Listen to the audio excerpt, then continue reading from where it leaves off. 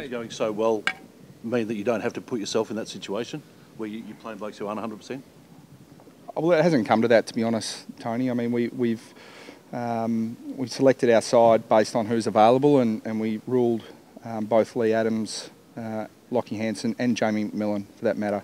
We ruled the three of them out before we went into selection. But it was still a tough selection, so that's a good sign of who we've got available. Brad, when you say you know you're good enough, can you describe that feeling of self-belief among the boys?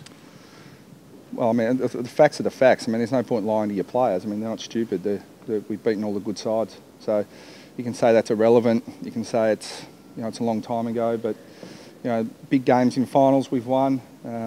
Last time we played Sydney was in round 4, and we're well aware they're a very different side now to the side they were back then. But Zeeble and Swallow are pretty handy inclusions for us who didn't play that day either. Joel Tippett, is he going to play? Well, he's in the squad. We want to have a look at our defensive matchups, and we'll have a look at things like Sydney's selection, the weather, all those things will come into play, but he'll certainly come up to Sydney. Was it convenient to train in the wet the other day, considering that could be what's happening up there on the weekend? Oh, well, you're just training what God gives you, don't you? I mean, look, we've played well in the wet this year, so that holds no fears for us. But we also, our home grounds, Etihad Stadium, under the roof most of the time, so we're ready for all weather conditions. Brad, Cunnington and Zeeble both said during the week that speed is a strength of yours that you could exploit the Swans with. Are you thinking the same? I think both sides have got some good weapons on the outside, but Jetta and Franklin himself getting up the ground, and McGlynn and these guys have got some speed as well. So I mean, it's going to be like all games of footy, particularly finals, it's going to be who can win the ball in the contest. And I said that last week against Geelong, and that was certainly true. So both sides have got some weapons on the outside, but it's probably going to be the inside battle that's more important. Whether or not McMillan was fit, were you thinking about going a bit taller anyway this week? I think we have to. I think we have to look at that. I mean, clearly with the weaponry they've got in their forward half and their talls, it's important that we have all options available. And fortunately, we've got enough players to cover that, even with Hansen out. Do you go and have a look tonight at the venue? You haven't been there for a while. No, we won't do that. I mean, it's a footy ground in my view. I mean, I'm not a big believer in that. You can go and familiarise yourself with the ground and train there and all those things, but I mean, once you're out there, it's a fierce contest. There are goalposts at each end. We'll stick with our normal routine, the routine that's worked for us, and we'll train here obviously this morning and then fly up this afternoon, and we'll be ready to go. What do you think it boosts for the group mentally, Brad, to have Boomer available? Yeah, I think it helps, but I think what's fantastic about the last probably 6 weeks is it's crystallised for the group. They might have said it, but whether they believed we're good enough to do it without Boomer now, they probably may not have believed it before, but they certainly believe it now. So it's an added bonus for us. Boomer's just going to play the role we ask him to play. He's going to do it to the best of his ability. But the players have got real confidence that we could have got the job done without him as well. So it's a bonus. You said last week that he was going to create havoc. That's exactly what he did. What's he going to do this week? Different sort of havoc, I hope. He's a unique player. He's got great football instincts, and he's a pleasure to coach. And there's no doubt that he's unique in the way he plays, and he brings something different to our team. But again, we've had good wins recently on the back of really good discipline and adherence to game style, and that's what we're asking from him to lead the way in. Right, so the fans outside, what do you think it means to the club and the supporters to be in this position?